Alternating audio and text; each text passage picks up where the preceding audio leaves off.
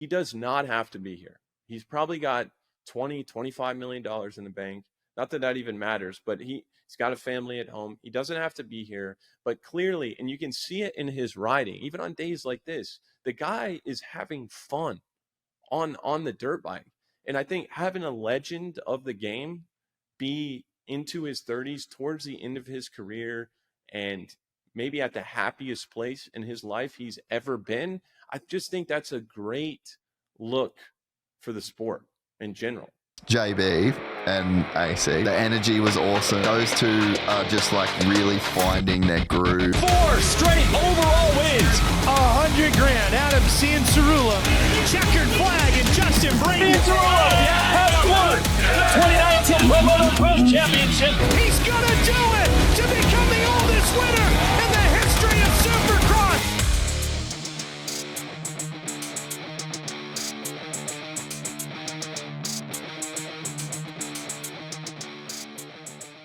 What's up, everybody? Welcome back to another episode of the AC and JB Show. Thank you for listening and or watching. AC, you got yourself a desk. Looking good. We're looking good, JB. This is called, right here, right in front of me, this is called personal growth for me. I've never in my life put together something like this, as spoiled as I may come across for that. Just not my thing. But I was like, you know what? This thing came in about 75 different pieces. And I had basically a full day, golfed in the morning, had all afternoon. And I'm like, you know what? Like, we're doing this thing. So yes, we've got a desk. We've rearranged things in here a little bit. Still a white wall behind me. And it's not necessarily, I'm not sure if it's going to stay that way or not. I'm looking into, you know, maybe I can, because I'm just not good with keeping trophies. Like, all this stuff is in attics and, you know, my dad's house, my mom's house, whatever. So I think I'm going to get maybe like a little neon sign behind, a little AC and JB show action, something like that. But yeah, stay tuned. The studio is on the come up, dude. I'm stoked with it. It's looking good. We're making progress. It's all we can ask for. It's so funny when you buy stuff like that and you think it's going to be easy because, you just directions, no problem, put this there, and then you get about 10 minutes in and there's no turning back, but you want to turn back so bad and just hire somebody to do it, huh? So bad. Yeah. And yeah, once I got the hang of it a little bit, you know, everything's YouTube these days. You go on YouTube, step by step process. I did just sit down a little hard earlier and a little bolt came out from underneath the desk, but so far it's still stable, so we should be good. But JB, what collapses mid-show? Yeah, exactly. You know why? Yeah.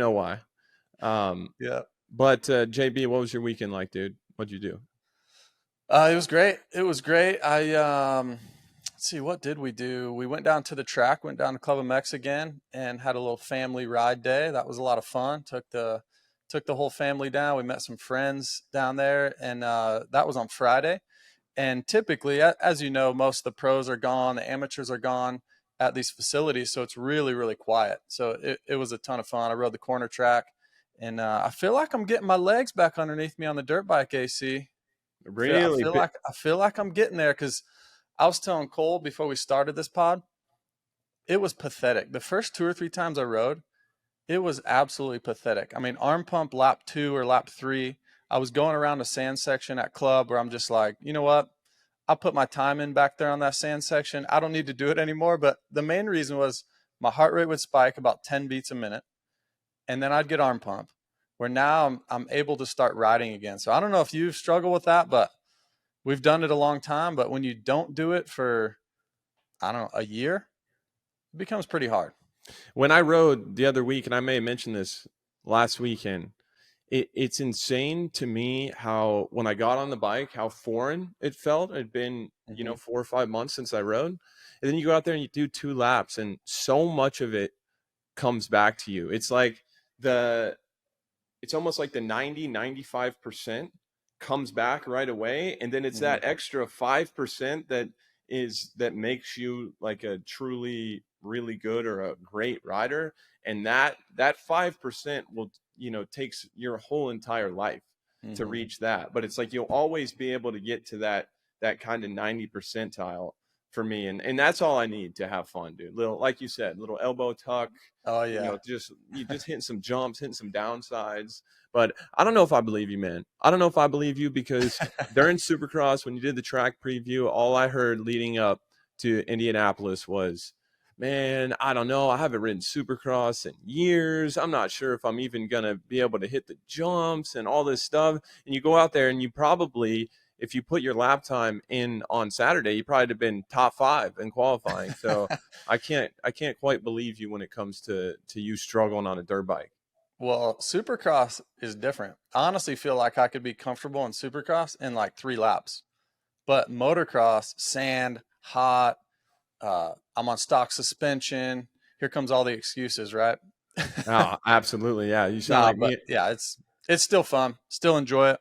And then you're not going to believe this, but Saturday and Sunday, more pool parties, more hanging out by the pool. Really? Wow. No, That's crazy. kids' birthday parties though. We had our Okay. neighbors, little girl across the street. She had a birthday party, so we went to they have like there's a little club type thing like I don't know, a few blocks away from us that we can ride up to on our bikes, and they got some water slide, diving boards and stuff. So she had her pool party up there, and then we had some family over yesterday, which was Sunday, and yeah, I think working on my tan. it sounds incredible and a great kid's birthday party. Great excuse for a couple of marks, dude. No, no Yeah. drinking. Really? No drinking this Wow. past weekend. I don't know why, but I'm looking to tighten it up. The dad Okay. bod's creeping hard, AC. It's creeping hard. So Some I'm gonna tighten it up. some terms were being thrown around throughout the Supercross season, like these big trigger words for me: gluten-free, like things like that, less processed sugar, Yep. things like that really just made me uncomfortable throughout Supercross. So it's it's good to see that you're sticking to the plan of Yep. tightening it up. I personally feel when I retired at the end of 24, I really jumped right into the broadcasting side. I did Mhm. Southwick, Budds Creek, did the playoffs with you, jumping into RDL, had a busy off season, and now I wanted to take the summer off for me. I wanted to have my retired summer, right, where I just get to go and do the things that I want. But really, what I found myself doing is just trying to create a routine and like daily habits that, because so much of our lives is the mundane stuff, like the little stuff day in and day out. And so I almost feel like a kid fresh out of college or something, trying to like develop this routine for myself. It's so that's been fun. That's been taking up a lot of my time, is just kind of figuring out, as weird as it sounds, is trying to figure out how to live life. Exactly. But it's been a ton of fun. And JB, we say it all the time, but man, 102 degrees in Hangtown this weekend. Mm. I felt so good on my couch watching that race, dude. Yeah. There's no doubt about that. Before we jump into the race, let's do a little day in the life of AC right now, like a Thursday or Friday. What are we doing? And then walk us through your weekend. What'd you get into? Okay. So I'm a big, I love meditation. So I wake up in the morning, and 90% of the time, occasionally if I'm really dragging, I'll put it off a little bit. But got a little meditation mat. So most of the time I wake up, meditate, go make a coffee. So we're meditating before coffee. No coffee Meditating first. before coffee. Yeah. Okay. And I've been trying to let some time, like an hour pass before I have caffeine. Yeah. Like they say that's obviously better for you. So on a daily basis, it's hard. Like I said, I'm trying to kind of develop a routine, but I have my habits. I've been doing a lot of physical therapy stuff on my shoulders, which I'm glad that I'm finally starting something, because where I'm at with my body is like there's so many things that hurt. I got my neck, my wrists, my shoulders, my back, sometimes my right knee. So sometimes I think, and I think a lot of people can relate to this, when you feel like you have so far to go in one area of your life, it becomes very hard to take the first step because Yeah. it's so overwhelming. You're thinking of everything you have to do instead of just Mhm. thinking about the thing that's right in front of you. So I've been trying to just do that with things, with my health, trying to do some physical therapy stuff. I've been getting regular like massages and stretching more, starting to go to the gym more, trying to develop a little bit of a routine on the wellness side of things that, I kind of feel comfortable with, that's sustainable for me, because we joked a lot in Supercross about the donut holes, the diet, the Skittles, all this stuff. And I am starting to get to that point now where I'm like, okay, I want to live a healthy lifestyle, sustainable lifestyle. So, but I was golfing. I was golfing this week. Oh yeah. Oh yeah. I like to get out. It's pretty hot in Southern California right now, and I like to get out early in the morning. We have these little skins games, they call it, little tournaments. Go out there with some buddies, hang with my girlfriend's been spending a fair amount of time here, so hanging with her. She's got a couple cats, so that's been fun watching them swap birds and lizards and stuff outside. I know you're a huge cat guy, Jay. Yeah, big cat guy. But yeah, love the weekly pics of you and your cat tree. Dude, I mean, hey, you got to do what you got to do, man. Got to do what you got to do. But no, it's been fun. I'm starting to get like, I want to go. I'm not quite sure where I'm going on vacation, but I'm going. I haven't been on vacation in like over 5 years. So, yeah, Have you narrowed it down? Like Europe, we going. I mean, you know where I'm telling you to go. You're going down under to Australia. Feels up to me, but I know.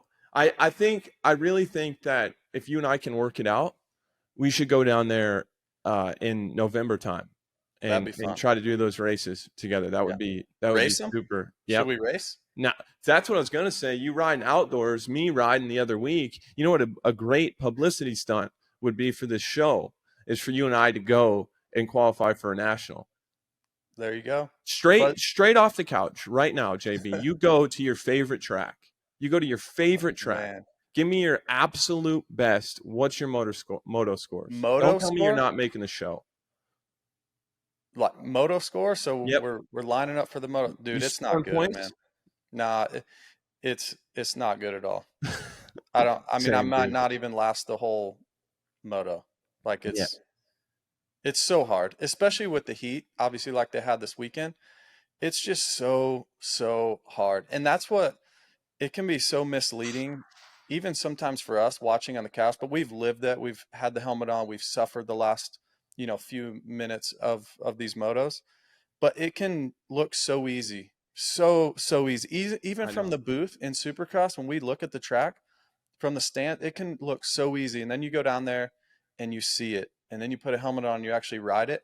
So that's where you and I will never be tricked into like, oh, we could do this or we could do that. We're like the two that are opposite of like, yeah, it's way harder than anyone will ever think it is. And watching this weekend on TV, we'll get into it now, but being the temps in your living room, nice. What do we have the thermostat at? Nice 68 probably? Well, it's 68 at nighttime. Okay. 68 at nighttime. All the 75 during the day. It goes really? 75 during the summertime, which is hot, dude. I'm sweating most of the time. Got to turn the fans on. I run hot, but 75 is where we're at right now. And then 102 on the weekend. And you know what? Somebody mentioned this to me the other day. They're like, what do you think the real feel is on the motorcycle? Because if you watch NASCAR, it's like, oh, the in-car feel is 140 degrees or whatever. What do you think it is on the motorcycle with chest protector, helmet, knee brace socks, knee braces, boots? Your feet are super hot. I had never really thought about it, but I mean, if the real feel outside, let's just say this weekend, if it was really 102, what was the real temp? Probably 105 or 110 maybe? I don't know. I'm just speculating, but a lot. Yeah. And what is always so gnarly about outdoors is how quick the turnaround time is. Yeah.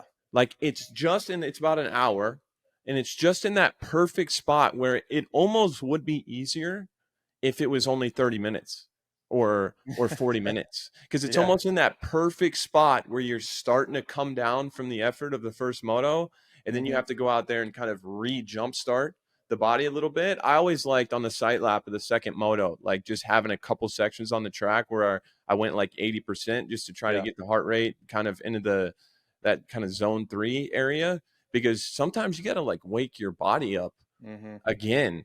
But yeah, those guys, I thought first and foremost with Hangtown, I think they have one of the best track crews in all of pro motocross. The way that they've continued to evolve, they make a lot of changes to the track, throughout the years. And I loved how I understand that pro motocross is supposed to be rough and gnarly and all this, and it was this weekend. But sometimes if they rip it super deep in the morning for practice, guys go out there, they make ruts, those harden up, and they don't touch a lot of the track for the racing. I think a lot of the times it's hard for guys. It's hard to get that kind of back and forth racing because then there's one or two good lines that everybody's trying to funnel into. And so I love that Hangtown wasn't afraid to smooth out some turns. They really opened up. Guys were going inside, middle, outside. Seems like you can make any line work. Watching Haiden come through the pack, for an example, it's like he would just experiment with a new line. It seemed like every other lap. And so that's the racing that I think the track was perfect for racing, JB. Yeah, I 100% agree. And me, throughout my racing career, my least favorite track was Hangtown. I did not like the track. There's an old story about Damon Bradshaw. He was asked, I believe it was in the press conference or post-race press conference, somewhere he was asked, hey, from one of the track crew guys that you're talking about, there's so many of them that are awesome guys and gals, and they try so hard. And they asked Damon, hey, what do you think we could do to improve the track? And he said, put a close sign on the gate out front. And that's just Damon, right? Yeah. And honestly, I couldn't agree more with him then. But I will say now, watching it this weekend, that track looked unbelievable. It looked like so much fun. I actually got a text from Ken Roxon during the first motos. He's like, honestly, this track looks unreal. And I don't know if he's a big fan of that track or not previously, but I will say over the last 10 or 15 years, they've done so much work, and the track was great. It was awesome. The prep was great. To your point, I thought the layout looked incredible, not as tight as years past. They added some sand to it. So it looked like a really fun track. So kudos to everyone at Hangtown and everyone involved in making that track what it is, because it was a great racetrack. It was fun to watch. And I think from hearing some of the riders talk about it, I think they enjoyed riding it as well. And you can tell when a track is built and maintained by riders, guys that actually ride a dirt bike or have ridden a dirt bike in the past. It's a hard thing to do if you haven't been there, done that. I'm not saying there's not a good, track personnel out there that have never touched a dirt bike, but I just think it's a little bit easier to make some of those changes, opening up the track, knowing what's going to work, what's going to be one line, what's not. Hangtown was always one of my favorite tracks. I loved it. Yeah, I love that there's not many tracks on the circuit now that have that kind of slippery, hard base. And I think it requires a lot of throttle control, a lot of finesse. And some of those big hills, coming down the hills there, always love watching our guy, Eli Tomac, dude, come down those hills. He was talking to Haley before the first moto, and Haley was like, what makes this place so good for you? So they were talking about him beating Ryan Dungey by a minute and a half in 2015, which just doesn't happen. And he said, short answer, of course, classic Eli, he said, the hills. And I think watching him come down the hills, dude, have you ever seen somebody look physically stronger on a dirt bike? Like the way that he holds the rear end of his bike down, coming down those hills, the amount of speed that he carries. You have somebody like a Jett, and we've talked about their different riding styles, that is very light on the brakes, jumping bumps, wheeling bumps. Eli is the type, kind of reminds me of Ricky Carmichael versus James Stewart back in the day. Tomac is the guy that he will go right through the biggest bumps on the racetrack and just be very hard on the brakes, right in those bumps. And he's just so strong. He's able to keep the rear down and do his thing. So, that 450 class was special to watch this weekend.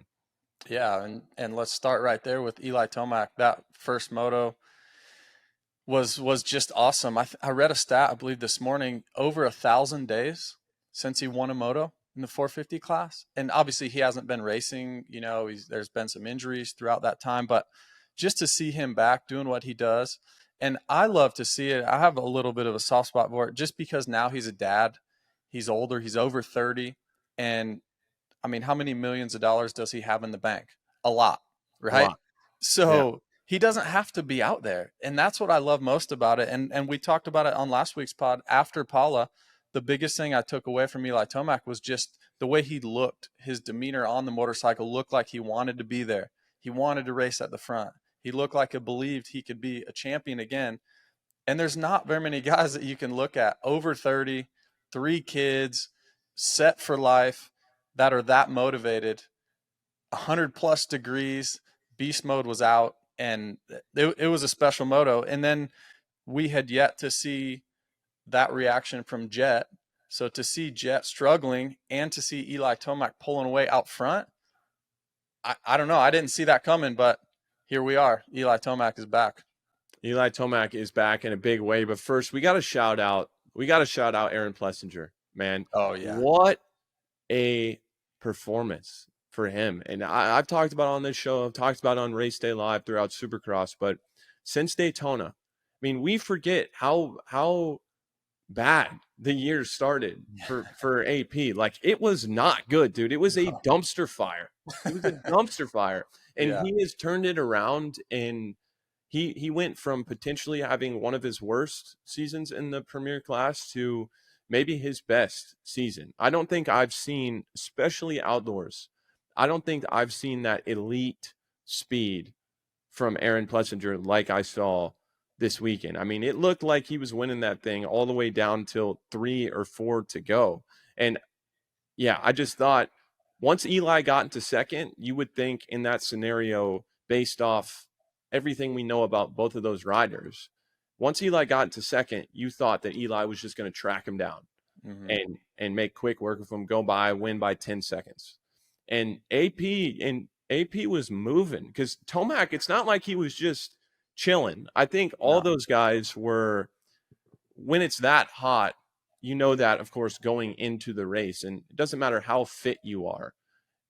In the heat, you have to listen. You have to really listen to your body, because once you take it over a certain threshold, there's no coming back. As you know, JB, I'm preaching to the choir here.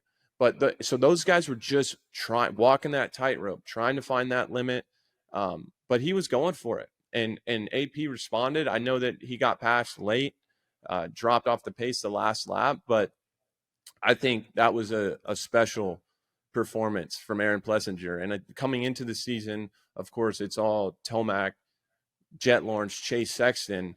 And even when you look at it on a grander scale than that, it's like the results for the next decade are already written in stone. That's I think how a lot of fans look at it. I mean, of course, Eli will be done pretty soon, but Jett and Chase Sexton, I mean, there hasn't been many guys, of course, Cooper Webb winning the Supercross season, but there hasn't been many guys that have shown they can go that fast. And so it's really cool for me to see Aaron Plessinger, who could keep a job, make a lot of money, have a long career in the sport, just being okay with maybe getting a podium sometimes. Maybe, staying in that top 5 zone. He's not going to get any heat from the team for doing that. But to see him come out and be that motivated, to be like, dude, I'm tired of hearing all about Jett, Chase, Eli, all these guys. For him to go out and show that, I thought that was really, really impressive from AP. Yeah, and for a guy like AP, it's not that difficult to do it for 2 laps or 3 laps and say, oh, yeah, I've got the speed. He did it for 30 minutes. And to your point about Eli getting to second, and then, I mean, AP was literally matching Eli's pace or beating him some laps, and as they were pulling away from Jett. So that was really surprising to me. Another thing, AP's line selection around the track and the way his bike was connected to the ground, it was like every lap I'd watch, I'd be thinking, okay, now when's Eli going to get him? And then I'd look at lap times. I'm like, no, Aaron's just that good. He's just going that fast. So yeah, I love that you shine some light on AP, and he's been getting great starts. So yeah, he's underrated to me. I really do think he's He's underrated. And another thing is, let's talk about bike setup a little bit, AC.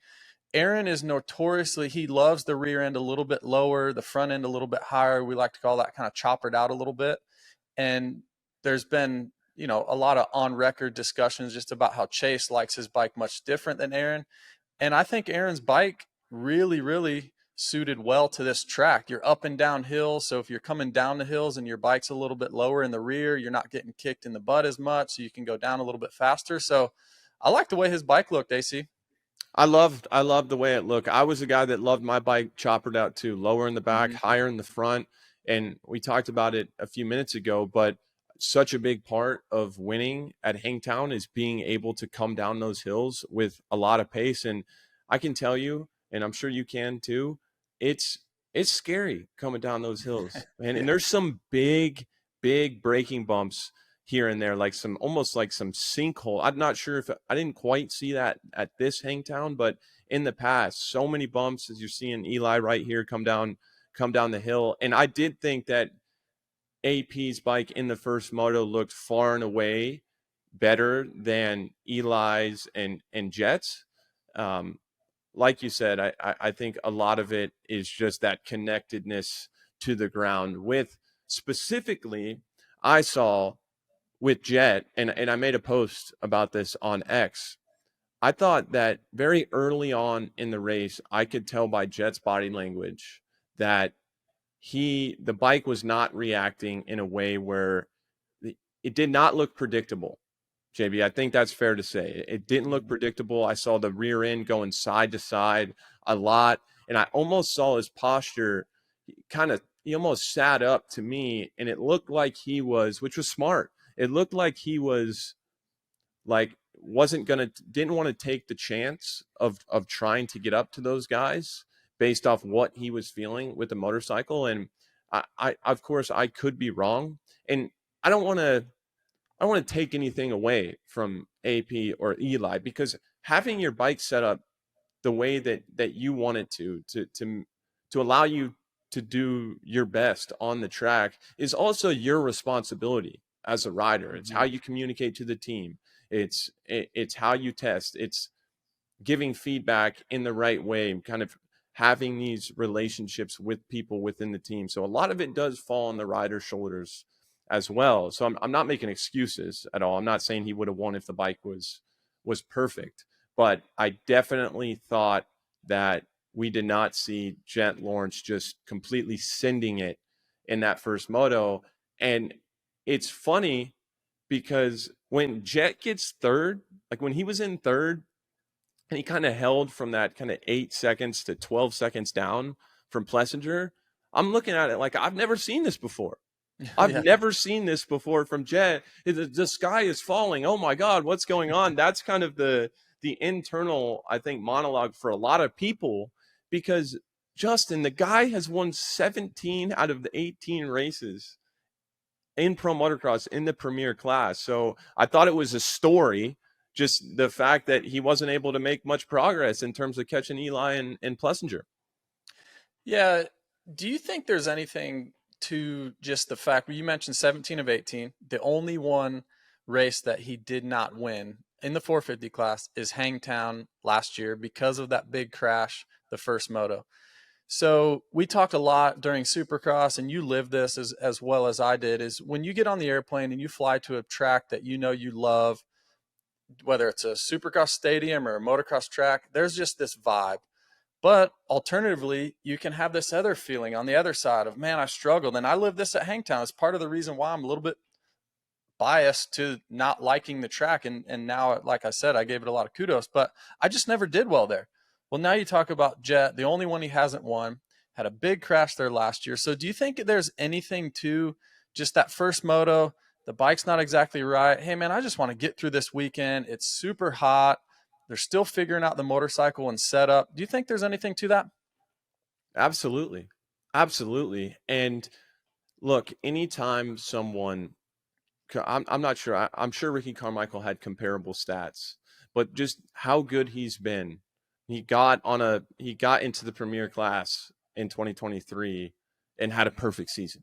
Like anytime you set that standard for yourself, when you go out there and get third, even though it's still a pretty good result, you're kind of like, man, this is weird. You don't see that. So I think that's just a byproduct of the incredible standard that he set for himself. But I do think, Justin, plenty of times fly into a race, and I'm sure you've been the same way. If you had a big one, if you had one of those days the year before, and especially for Jett, because like you said, everything else he raced throughout the year, he pretty much won after that. So that one's going to stand out a lot in your mind. And I just think I think there's no shame at all in backing it down and taking a third.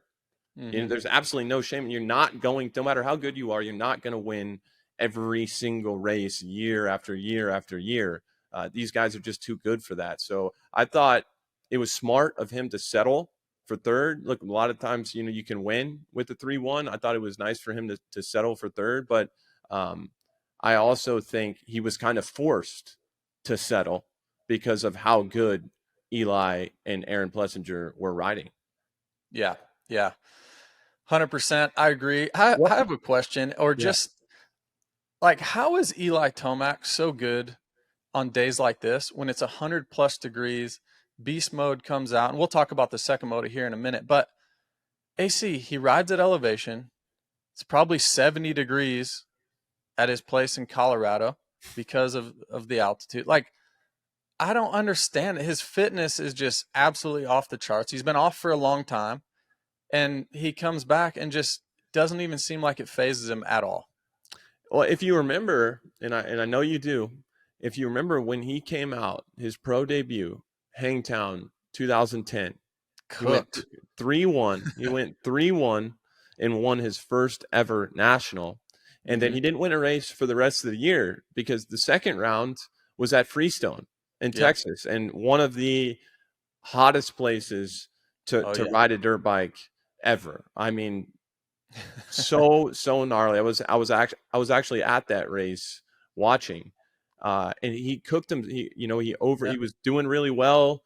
I believe he ended up throwing his goggles. He had a really bad day, and it kind of dented him for the rest of the year. He started to come around to get again at the end of his rookie season, but man, he's come a long way. He's come a long way since then, and you hear people talk about it all the time, like base fitness. And there really is something to just the fact that for the most part, and he's had some injuries. He had the Achilles, he had the leg injury in Supercross this year, had the shoulders injuries back in 2015, but he's been pretty durable. He's raced a lot of races. Like you said, he trains at 7,000 feet and he even lives higher than that, which is, if you're a cyclist or a runner or anything that requires that endurance, I mean, that is the perfect scenario. That's the perfect scenario. You're just flooded with red blood cells every time you come back to sea level for these races.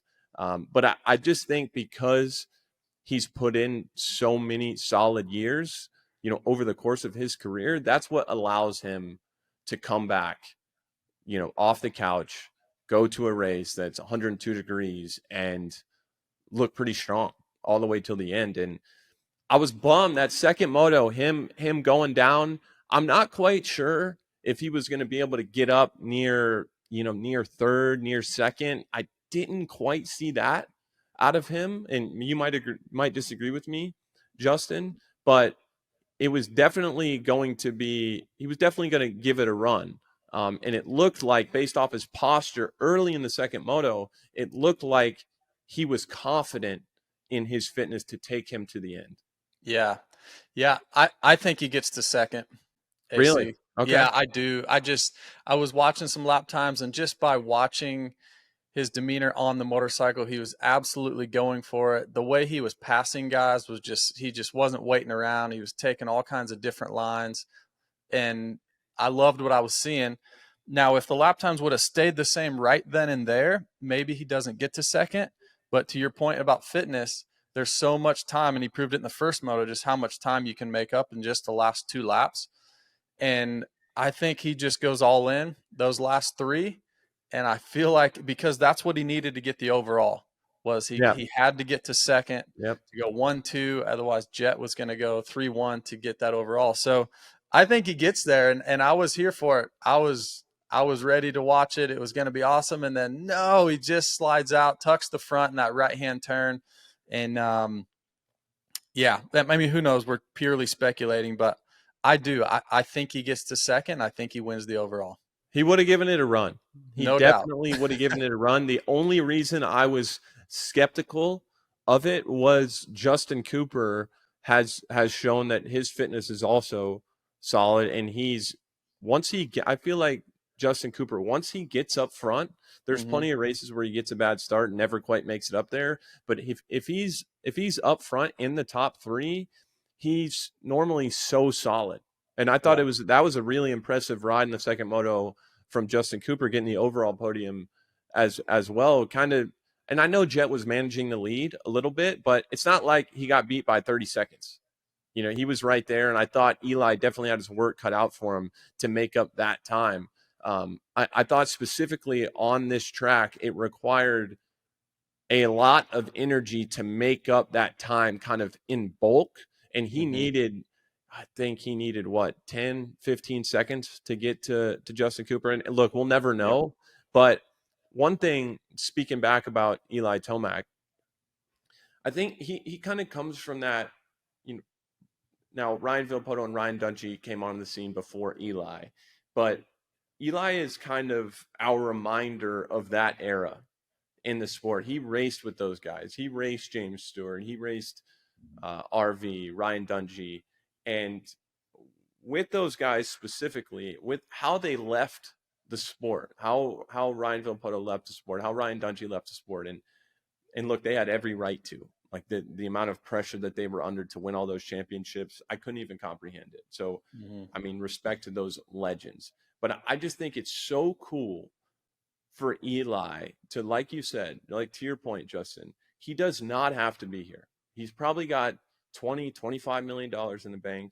Not that even matters, but he's got a family at home. He doesn't have to be here, but clearly, and you can see it in his riding, even on days like this, the guy is having fun on the dirt bike.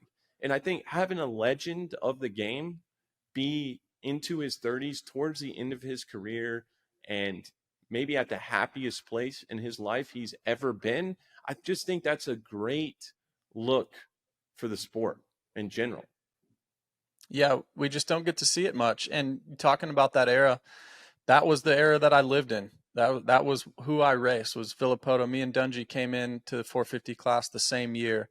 And then obviously RV dominated the championships. Dunge won some as well. But then, Tomac came into the class, and then Roxon, and then obviously you came into the class. And now to see Tomac still out there doing it at this high of a level, maybe riding the best he ever has. There was a lot of talk about that during Supercross. And we both know how difficult it is, not only physically, but mentally, to wake up every day. We see him on Saturdays. That's the easiest day. The Mondays, the Tuesdays, the Wednesdays, the jumping on an airplane, all the things in between, raising 3 kids, trying to be a good husband, being a good friend. Like, there's so many things that go with life in your 30s, and things start to change. And I love that he's balancing everything so well and still being able to achieve success at such a high level on 2 wheels. And it seems like it's going to continue into 26, hopefully maybe even longer than that. So I'm here for it. I love to see it. And now you got new age guys like Jett, Haiden Deegan coming into the class potentially next year during motocross. Like, this is great. This is where stick and ball sports, you can really start to be a fan of an athlete, and you can stick with them for so long. And that's what I do feel like in our sport. As soon as you get a big fan following, you're done. Because you pretty much what MC say, 10 really, really good years, right? I think he's on record saying that. And it's just not long enough to get a really, really big fan base going. And now we're NASCAR, we compare it because motorsports all the time. Those guys have 20 plus year careers. So you can go through this fan base of like, oh, they love you as a rookie, and then they don't really like you, and now they're getting back on board, and then they love you as a veteran. And you can live all these different scenarios, and you can in motocross and supercross as well, but it's so short. And I think that's why you hear in opening ceremonies in supercross, Eli Tomac's maybe getting the loudest cheers of all. And that always wasn't the case for him. So I think now so many people are on board with just his story, the way he's going about it, what you said, he's just having so much fun, and being this fit and this focused and this eager to win at that age is just, it's so special. It's really, really cool to be a fan of the sport right now. And to last point on Eli Tomac, I'm not a team owner. I'm not Bobby Regan. I'm not Star Racing's accountant. I don't know who they have under contract, what promises have been made.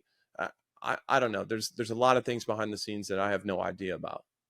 But Justin Brayton, how can you let Eli Tomac leave? How? Well, let's walk through it and figure out how. I mean, I'm with you. It's so difficult, but so Cooper Webb is signed. Okay. He's a Supercross champion. Yep. Right. You and I both signed these contracts. There's always escalators. If you become a champion, your salary goes up X amount. Oh, and by the way, you get the bonus for $1 or $1.5 million for winning. So we all know that Cooper Webb is there. Probably got a big pay raise. They had to write him a check for $1.5 million. Oh, and that doesn't even include all the race wins that he got at $100,000 or $150,000. And then you have Justin Cooper. I mean, if they let Justin Cooper go, it's like, wait, this kid's proving everything that we signed him to do. He's getting on the podium. He's got so much potential. He's working on his weaknesses, all these things. So you're thinking, oh, and he's probably a fourth of the price of Eli Tomac, you think? Something like that? Oh, yeah. He's probably He's probably good with 400 or 500, where Eli wants $2.5 million. Yeah. So, okay. So there's that. I'm just painting the picture for everybody here. Well, now you have this kid, Haiden Deegan, who you cannot let go, because he could be the future of the sport for the next 10 plus years. He's got this following. You signed him as a young kid, as an amateur, and now you've groomed him as a pro. The last thing you want to do is let him go. So I'm just painting the picture for everybody. And now you want Eli Tomac to stay. And I agree with you, because I'm saying the same thing. Like, you can't let him go. Yeah. Well, at the end of the day, you can't have 4 highly paid. Well, I guess they have 14 decent paid 250 guys. So I don't know, but I think it's a little more. Well, Yamaha has to pay the bonuses. So most of the time you can go get bonuses insured, but a guy like Tomac, I don't even know if you can get him insured. A guy like Justin Cooper, you probably can. But now that Webb's won the championship, Tomac on the team, potentially Deegan, like, there's so many scenarios of just literally millions and millions of dollars flowing out. And at the end of the day, it's a business, and you have to run a successful business, or on the financial side, you have to prove why you're spending all this money. So I'm with you. I'm just like, it comes down to, Adam, are you signing Haiden Deegan, or are you going to keep Eli Tomac? What are you going to do? It's impossible. It's hard. That's a hard question to answer, but I mean, based off what we've seen so far, you got to hire Haiden specific only because he's 19. Yeah. And he can give you a decade. Like, he can give you a decade where Eli's going to give you 2 or 3 more years, most likely. Yeah. But and also, yeah, go ahead. No, I was going to say, if I'm sitting in that seat of manager or Yamaha or whatever, here's probably what I'm thinking. I'm thinking we have to sign Haiden, because Haiden could be the future of the sport for the next 10 years. Now I'm looking strategically on, okay, Eli Tomac loves the Yamaha. He loves the power. He loves the cable clutch. He's used to it. He got used to it right away. Now I'm looking at, okay, what are the other options? All right, there's a lot of speculation about KTM. Okay, well, the KTM's way different than the Yamaha. So much different. And then there's also Ducati out there, or maybe Triumph and this and that. So I'm looking at all these different brands and thinking, okay, I'm Yamaha. I know what Eli Tomac likes. That bike doesn't have it. That bike doesn't have it. And that bike doesn't have it. So now I'm thinking, okay, we can either have Haiden Deegan and race Eli Tomac on a bike that he's going to have to adjust to for the next 2 years, or we're going to have to keep Eli Tomac and let Haiden Deegan go somewhere else and have to race him for the next 10. So I think just strategically, they're obviously making the right move, and the move that makes the most sense to them. Yeah. But also, to your point, it's not fair to Eli or Eli's fans or us, AC. It's not fair to us. We want to see Eli Tomac at his best. It's not fair. It's just I get it, and that's why I preface that with what I did, because of course, the team over there, they're kind of the best in the business right now. And they're going to make the moves, and they've shown that they've made a lot of really smart moves, and they've been very successful. So I get it, but it's also it's a shame. It's a shame that it's going down the way it is. You got to think, for one, I'm hearing Eli is signed at KTM. I'm hearing he's signed on an orange bike. And I think when you're talking about, there's been a lot of talk about Ducati, as you said. I think Eli, look, he saw Chase win a lot of races on that bike this year. He saw that the bike is capable of winning a championship. And so for Eli, I think it's two options. You can go to a Triumph, you can go to a Ducati where you're kind of unsure about the bike. You're unsure if the bike is going to be able to win races, to win the championship. But for Eli, he could do that, and the pressure would be off because he would be developing a motorcycle, kind of more in that veteran role. But for Eli, I really think he's a guy, if he's coming back to win races. He's coming back to contend for championships. And so I think KTM was really his only option. Those guys, Roger, Ian, everybody over there, they know they're champions. They know how to get it done.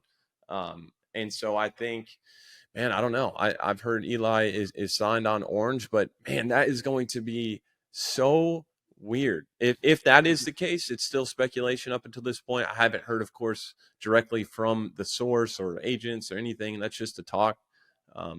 But it will be weird to see him. And that's definitely not a cable clutch, Justin. No. Definitely not a cable clutch over there.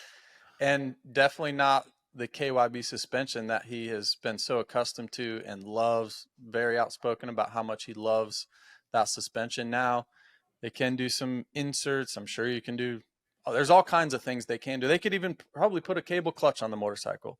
So I agree with you. I think that's what makes the most sense.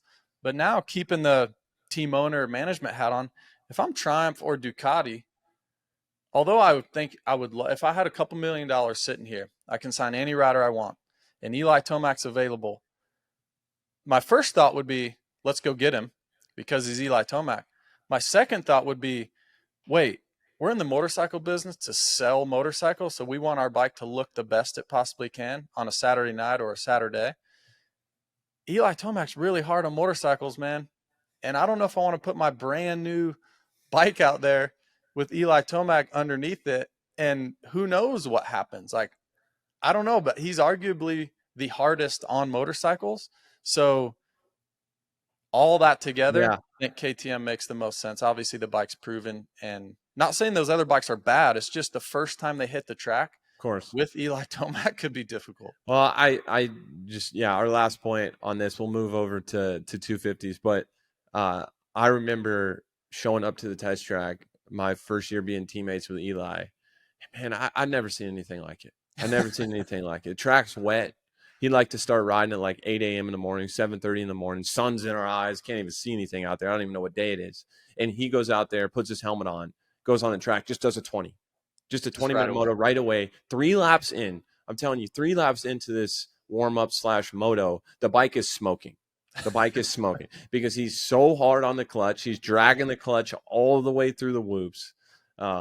Eli, man, I'm really glad that he's in the form that he's in. There's no doubt in my mind that he is going to win races this year and also contend in the playoffs, providing he stays healthy. So, Justin, we got a lot to look forward to in the 450s. And last thing, were you surprised that Chase Sexton did not race this weekend?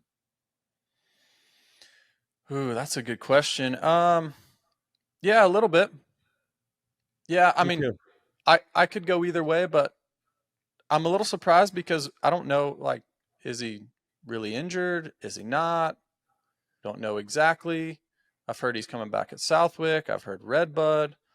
So, yeah, I'm not real sure. Me neither. I just wanted to bring it up because it was such a big story.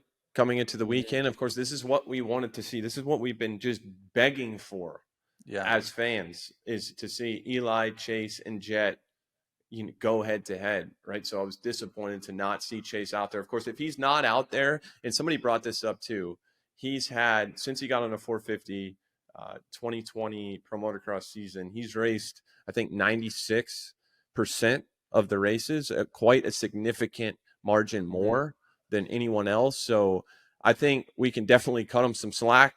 The man has been at it, and a lot of times he is in championship contention too, which mentally, as you know, we just talked about it with Ryan Dungey, Ryan Villapoto. These guys wanted out of that, and they retired at 27 years old. So for Chase, only he knows him. I just hope that we get him back sometime soon, because I really want to see all three of those guys go head to head so bad. But that being said, we'll move over to the 250s, and I don't know, Justin, what more can you say? What more can you say about Haiden Deegan that hasn't already been said? It's 102 degrees. It's 102 degrees. It's 102 degrees. And he's out there on the track. Every single jump on the track, it looks like he is doing a photo shoot for Racer X, trying to get on the cover of the magazine. I just... Everybody else is all conserving energy, sitting down off faces of jumps and like coasting over bumps, a lot of roll speed. And dude, he's just wide open. He takes his helmet off after the second moto, and the dude isn't even sweating. Yeah, that was the most impressive part of the day. Look, his riding on the track, unbelievable. The kid is absolutely amazing. But when he took his helmet off after that second moto and just literally looked at his mechanic Duff and kind of smiled, I'm like, did he just ride from the pits? Like, did they not start the moto yet? Like, what's going on here? Like right there, look at his face. He's just like, I just smoked these guys. Oh, and by the way, I woke up a little bit sick. Like, look at his face. I remember a couple hot races in my career. WW Ranch in Florida, to be specific, 2019, I think I got third or something. But I remember coming off the track, and all three of us on the podium were like hardly able to even stand up. And I know it was a little bit more humid in Florida, of course, but still, either way, like this kid, I don't know if he's just superhuman or what. But and you watch him ride, and it's almost a little bit more understandable when you see someone like a Jett or a Hunter Lawrence or a Justin Cooper come off and they don't look as tired, because they're so efficient on the motorcycle. And Haiden is efficient in ways. He's got great technique, but it's not like he's out there. I mean, did you ever watch him one single lap on the track this weekend and think, oh, that guy's, being efficient, that guy's conserving energy? No. Yeah, he is crazy fit. And in that and to your point about pulling off, and I'll never forget some of these hot races. I mean, the only thing you want to do is take a drink of water and pour water over your face, over your head. I mean, Eli Tomac, you've seen it under the tent after one of his races. I believe it was the first motor. We said, yep, pour the water on my head. You just want to cool down. You want to take your boots off. You want to get your chest protector off. And Hayden's just like, nah. I mean, barely took a drink of water. No problem. Yeah, just chilling. I'll take my chest protector off real quick. Like I said, that was the most impressive part of the day for me. And we will address, now's the time we'll talk about it. They did shorten the motos a little bit. And I don't know what your thought about that is, but there's a lot of people and, talking about, oh, these guys aren't tough anymore and they don't make them like they used to and blah, blah, blah, blah, blah. But at the end of the day, it is what it is. I mean, they shortened them 5 minutes. It's not a huge deal. It's not really going to change the outcome of this race in particular. And I don't know. I just think sometimes you evolve over time. You get a little bit smarter. We've had a couple of guys pass away due to the heat. Yep. And I don't know, man. I'm fine with it. Like Yeah. What's your thoughts? I get it.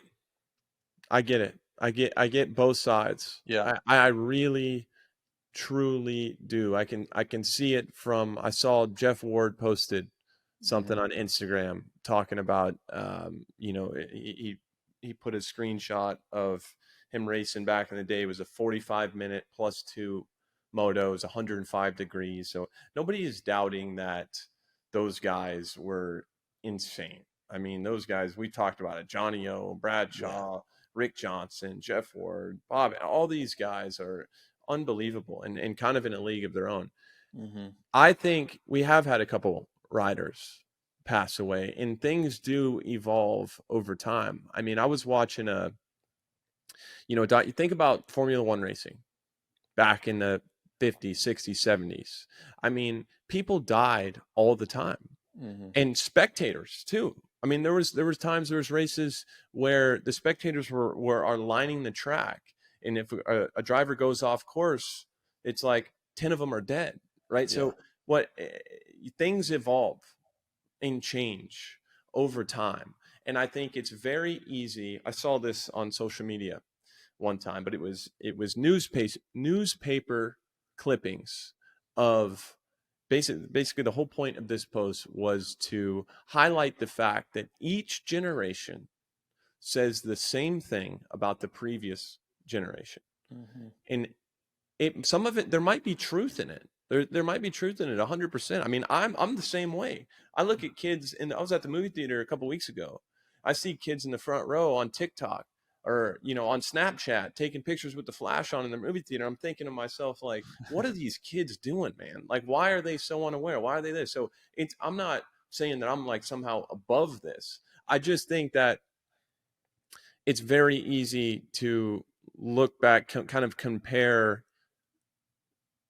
kind of the past, our childhood with the new generation. And we always just, the way that we remember things and just the way that we're wired in general. Like, I do get it. I get where they're coming from. A lot of the riders could have done it. They could have done the 30+2. Do I think that that's completely necessary? Do I think that makes the sport soft? Absolutely not. I don't. And I'm going to catch some serious heat for where this stands. No doubt about it. I'm good with it. I'm fine with it. But things evolve over time. And I don't think it was the riders necessarily coming up to Davey Coombs and these guys and being like, you got to shorten it. You got to shorten it. They use their, MX Sports, Davey Coombs, Pro Motocross, Hangtown, all these people they know what they're doing in terms of running an event, right? And so you got to defer to their expert experience. So I understand the stance that, it's soft and whatever, but would we be saying that if somebody passed away or if somebody was in serious condition in the hospital? I get both sides of it. I promise, guys, I do. But I don't have a problem with it. What do you think, Jamie? Yeah, I couldn't have said it any better. Agree with everything that you said. I think sports evolve over time. There's so many different circumstances and so many different sports over the years that I could use analogies for. And I just think that's one of them in our sport. If it's a certain temperature outside, we're going to cut them 5 minutes, and now it's going to be more of a sprint, and your heart rate might even be a little bit higher than it would have been if it's 30+2. And Haiden could have done 50 minutes +2 if you want him out there. Eli Tomac could have done an hour +2. Like, these guys are as fit as they've ever been. And you mentioned Johnny O and Jeff Ward. I did see that post that Wardy posted. And I mean, there's maybe nobody tougher than Wardy, no doubt today. Like, and no doubt, but it doesn't discredit the guys today. Osho remember a story? Then you raced Daytona Supercross and he flew home and did the marathon the next day. Like, crazy stuff like that's just mind boggling. And these guys are still legends and super fit today. And, but also don't discrediting the guys now on their ability and what they can do. Or the promoters they're trying to protect. I think now our sport, there's more unity in our sport than ever before. And I think if we miss the mark on some stuff, we're able to address it. And then maybe if people have issues with this, I'm sure they're going to address it this week. Hey, was that the right decision? Was it not? Okay, maybe next time. I think that's what evolution is. And if they all think it's the right call, then it's the right call. And for the riders, let's go all in for 25 plus 2. It's a 30-minute moto in 100+ degree heat. And yeah, I'm with you. It's totally fine with me. And guys, it's still hard. Trust me, it's still really, really hard, even if 25 plus 2. Just in general, on social media, kind of getting off in the woods here on a little bit of a tangent, but nostalgia is a hell of a drug. Yeah, it really is. And the way that we literally, clinically, the way that we perceive our experience in our past is not 100% accurate. Our system, our processing system is not, it's not completely accurate. So like the back in my day stuff, like I do get it. And like I said to you guys, I do understand. I mean, I'm susceptible to the same thing. I look at some kids do some things nowadays and I'm like, you guys got to toughen up a little bit. Like this is, I mean, what are you guys doing? So yeah. I get it, but I just think it's important to keep that in perspective, that things change. They're never going to stay the same.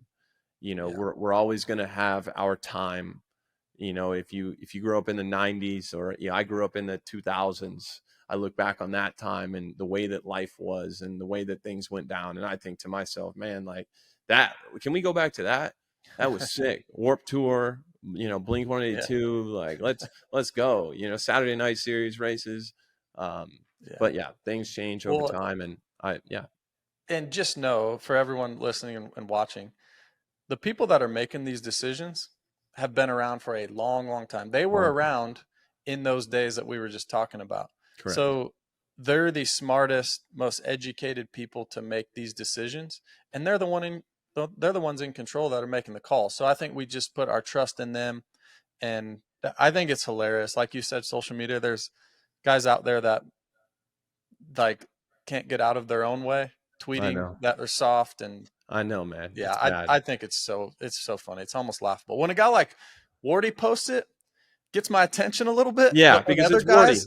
Yeah, because he's Wardy. But when other guys are posting about it, I'm like, dude, come on. And look, we're not trying to take anything away from like Jeff Ward. I mean, he's earned the right to say whatever the hell that he wants to say. Yeah. Right. But I agree with you. I agree with you. I just think that it's how we're wired a little bit, to kind of compare the current experience to, the past in a way. And yeah, I think like you said, it's trusting the guys that made the call. And we have this thing now, and with, everything being so much information being accessible, everybody having a voice on the internet, we have this thing where we say everybody's entitled to their opinion. And yes, everyone is entitled to your opinion. You can get on the internet and say anything that you want to say.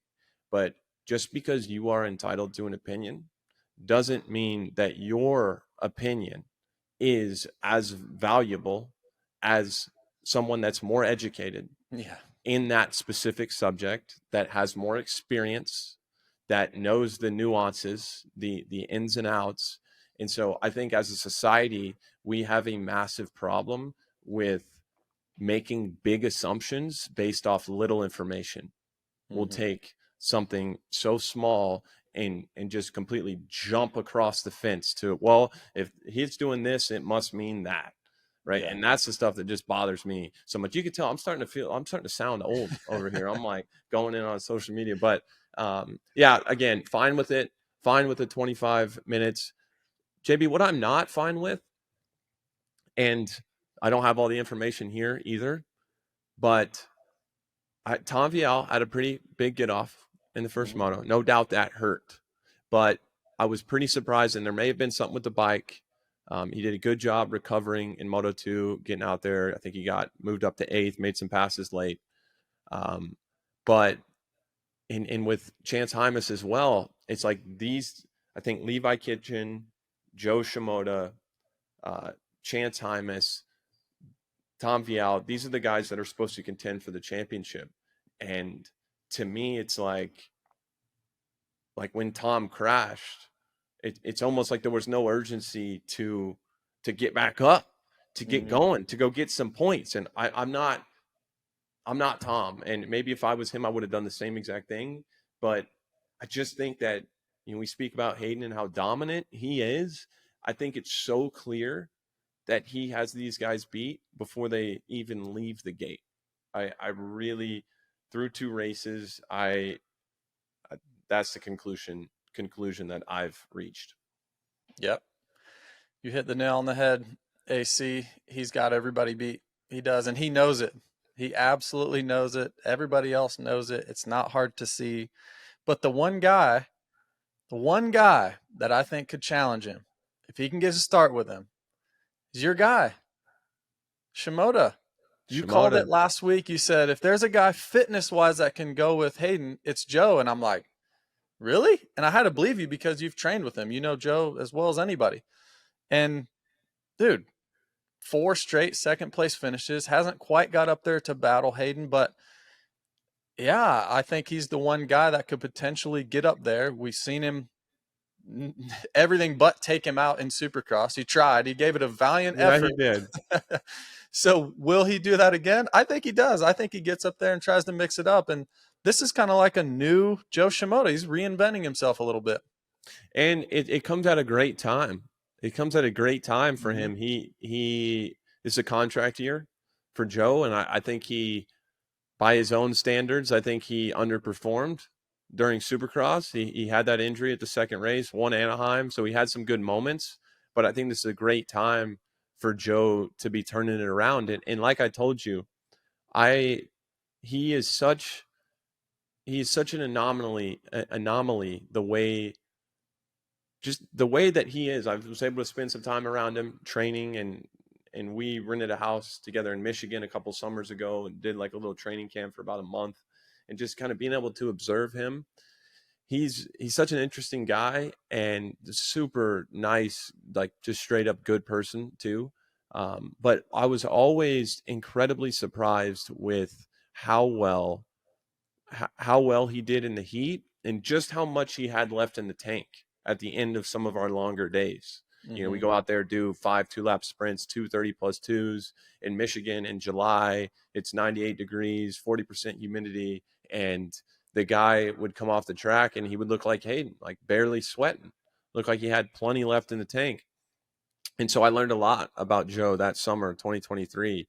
And if you remember at the end of that year, we talked about on the show last week, he was the guy that was going to be challenging Haiden in 2024. And so far through 2 races in pro motocross, he's basically shown that he's the only guy that has a chance of contending with Haiden on a semi-consistent basis. We still haven't seen Joe. I would love to see what would happen if Joe was able to catch a toe from Haiden. I wonder if Haiden could, and I would have to give Haiden the nod right now with the way he's been riding. Like I think that he may break Joe and end up pulling away a little bit based off what I've seen. But Joe, and you know this, Justin, for whatever reason, Joe is ultra aggressive with Haiden Deegan. That's not something I've talked to Joe about. I don't talk to him on a regular basis, but I've never really asked him like, oh, do you just not like Haiden? Or when you have that extra motivation as a rider, when there's somebody in front of you that you really don't like, it's a lot easier to beat him. It's a lot easier to go to battle and to be aggressive and to get the job done. And so Joe's got that going for him for whatever reason. He's motivated. And right now, with how dominant Haiden is, and this is kind of what we expected to a degree, Joe doesn't really have this massive pressure to go out there and beat Haiden. Nobody really thinks that Joe can do that. So I do think very consistent, 4 straight motos getting second place. I think he's in a good spot to potentially snag a moto win sometime in the next few weeks. Yeah. Do you think he'll get better? as the season goes on? Because typically that is Joe, right? He gets Yeah, really good as the season goes on. But is that a track thing or is it a pressure thing with Joe? that's a great question. That's a great question. Early watching him early in his career, I would think I could jump to a conclusion that it was the pressure because that just seemed to make sense. When the championship was already decided, that's when he would really turn it up and start winning Yeah. races. I'm not sure, but I do think some of it is track. He likes the track extremely rough. Like on tracks that I would not have any fun riding at all, he would have a ton of fun riding. Like Really? those tracks out in the hills, here in Southern California, those beat up sand tracks, things like that. He loves that. So when we get to Southwick, Red Bud, Millville, tracks like that, I do think that that will suit him a little better. And kind of the same as Haiden, the way that I look at him and just based off what I've seen is the harder it is, the rougher the track is, the hotter it is outside, the most physically demanding tracks. I think that's when Joe is going to be his best. And I do think he will have some rides this summer like we saw him on Monster Energy Pro Circuit Kawasaki at the end of 2023. I really think that. Do you see that, Jamie? Am I Yeah, crazy? yeah, I do. And I'm asked that question because now he is somewhat in this championship fight. He's the closest one to Hayden, obviously. So when we start to swing east and you get really, really rough tracks, I think about Thunder Valley coming up super ruddy, nasty, especially late in the day. Mount Morris, really edgy, choppy. As soon as we get east, I wonder if he can have a 1-1 day and Hayden not get great starts, and can he battle Hayden head to head? And I really think now he's the one guy that can possibly do that. And I love to see it. And then we, it's a little early, but we talk about the Super Motocross playoffs in September.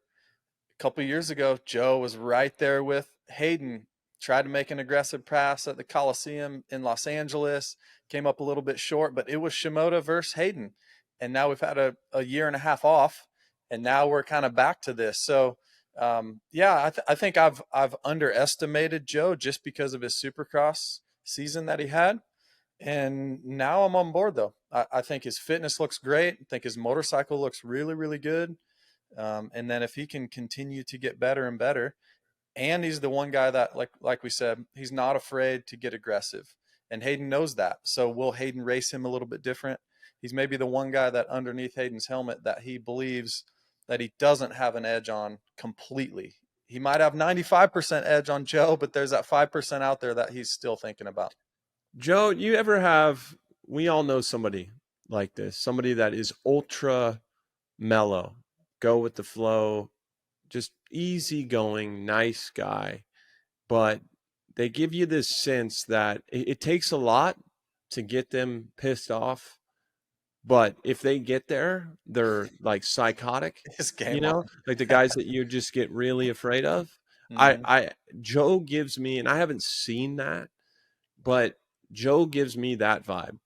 Yeah. Like if he gets to a certain, like this may be for whatever reason, at least during Supercross, we saw it at Seattle, you and I firsthand, for Mhm. whatever reason, he doesn't like Hayden.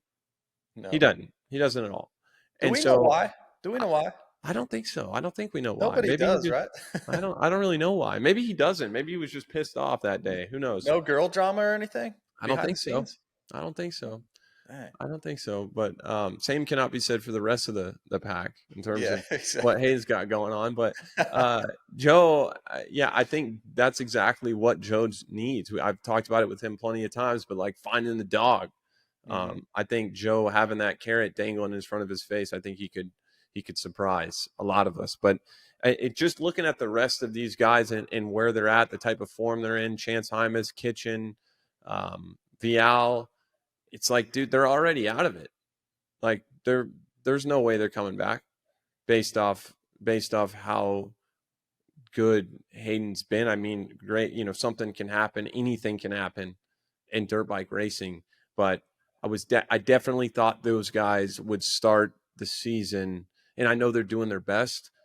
Definitely thought they would have shown us just a little more. I know it was a podium weekend for Levi Kitchen. I thought that ride through the pack in the first moto was great. I think when you start the season off the way he did, he got that win in Detroit, but got hurt at Daytona, big crash, coming in outdoors off the couch, haven't been racing. I think, bad first round. I think you got to take the building blocks. You got to you go and get a podium, then you get some of those good feelings back, and then he'll build from here and he'll get better, no doubt.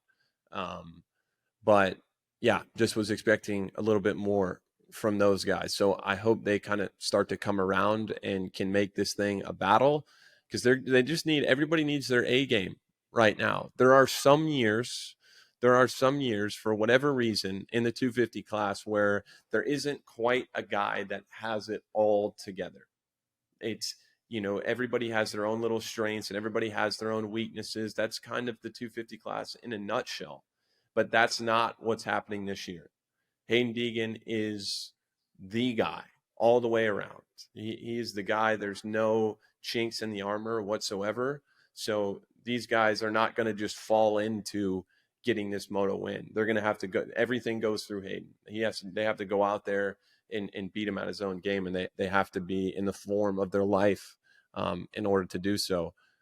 So I think it might be a long summer for those guys, Justin. It might be a long summer. He may wrap this thing up 3 rounds early. And I know recency bias, it's 2 races.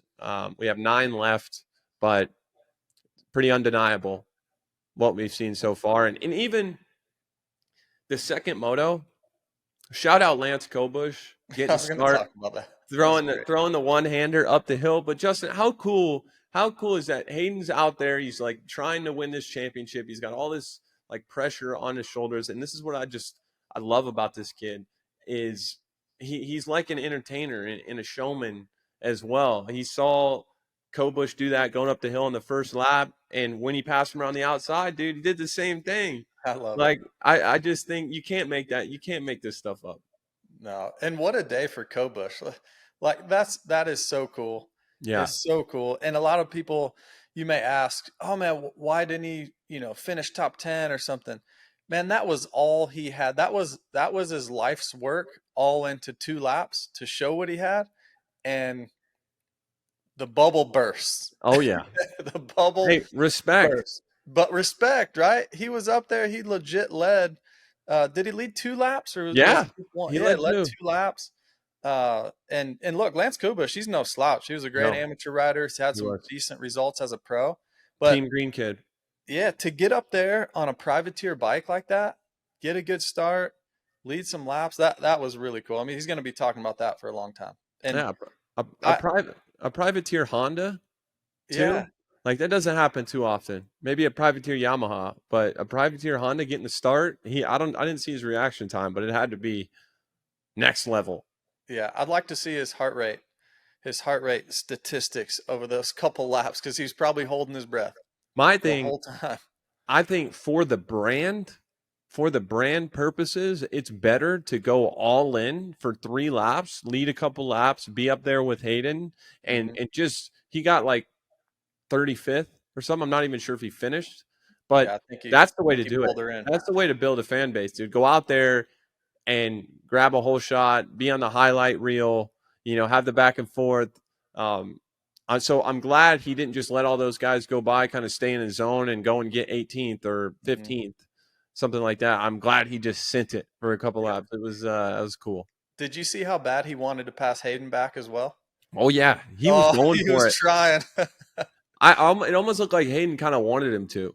Yeah. To an extent. I thought it was kind of that playful energy from Haiden.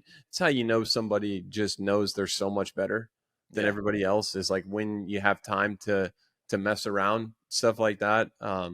So yeah, what more can we say? Dominant weekend for Haiden Deegan. He's the man until further notice. And I'm looking forward to Outdoors 2026. I'm going to ask you again, 11-0. Well, I wasn't there last weekend. You weren't there. I wasn't there. I wasn't there. How are we feeling today about it? We're a lot closer. We're still not there. So you're talking about you're not talking about a perfect season. You're No, talking he's about not just going perfect overall season. wins. Overall wins. Does he win all 11?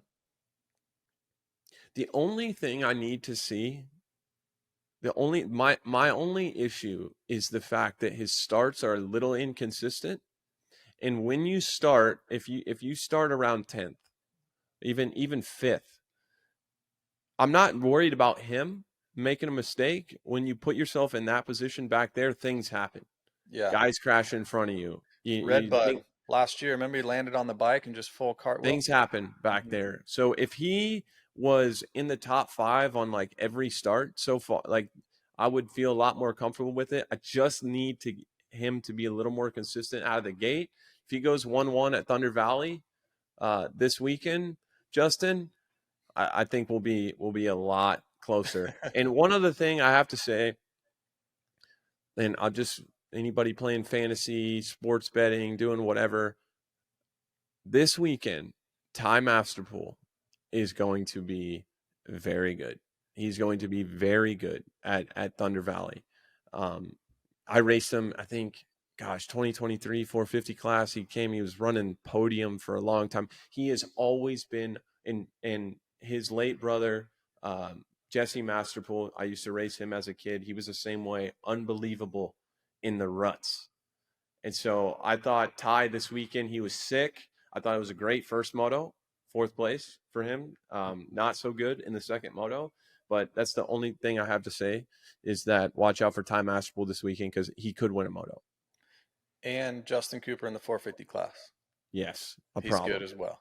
Yeah, he is good. I battled with him there in 2019. I like went off the track on accident. There was like this I remember us walking with the AMA officials, like after the race, there's like a protest. We walked back all the way to like where I went off the track and we were all breaking it down together. Star manager was there. I think I had Ian with me from Pro Circuit, and been a Justin Cooper fan since then because he couldn't have been cooler about it.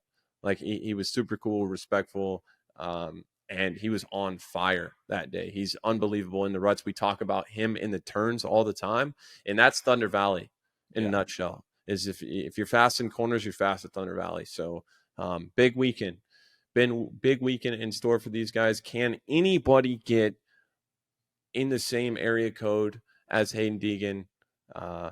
It remains to be seen. He's good, man. He's good. Let's Cole, what do we got for some fan questions? Okay, so want to know, how did you guys overcome the heat back in your day? Did you ever get sick? Short answer for me, JB, I didn't. I didn't either. I mean, I definitely I liked the hotter conditions because my speed was never quite like AC's to where I could just straight up get on the podium, just pure speed. I needed some help. Think about 2012 Redbud, really, really hot, triple digits. Was able to get second overall that day, purely based on just my week preparation of staying hydrated and being ready for Saturday. That's the biggest thing that I would say for all these guys now, because a lot of them live in Florida. And AC, you can speak to this, but just depleting yourself during the week and then being behind when you get on the airplane, you can't catch back up. You know, you think about, I remember reading something years and years ago when I was getting ready for Loretta Lynn's. They're like, you need to start hydrating on Wednesday. And I was like a 14-year-old. So I'm just like drinking all this water starting Wednesday, you know, but there's some truth to that. I mean, if you get behind and you don't start hydrating real early, then you're not catching up. And yeah, in terms of race day, being on race day, we all have our routines that work for us. Cold plunges, towels over your head, cooling vests. Everybody pretty much does the same thing. But during the week, that's when preparing for a hot race specifically, I think the volume of training for me, I always felt better if the volume came down by like 20% or so. So even if I did 230 plus twos on a Tuesday, which that's all these guys racing, that's their big day during the week is Tuesday. Sunday travel day, Monday recover hour and a half bike ride, something like that, maybe some light gym stuff. And then Tuesday's the big day, the day to go out there and make the changes on your motorcycle, to have 2 good motos, kind of build some confidence leading into the weekend.